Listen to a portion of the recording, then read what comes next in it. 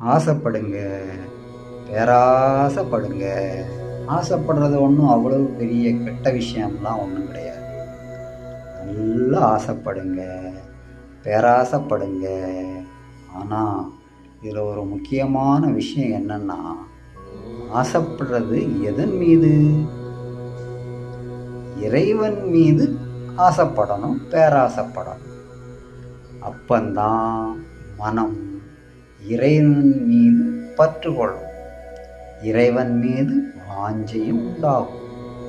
அதீத அன்பு கிடைக்கும். மனம் இறைவனால தூய்மைப்படுத்தப்படும்.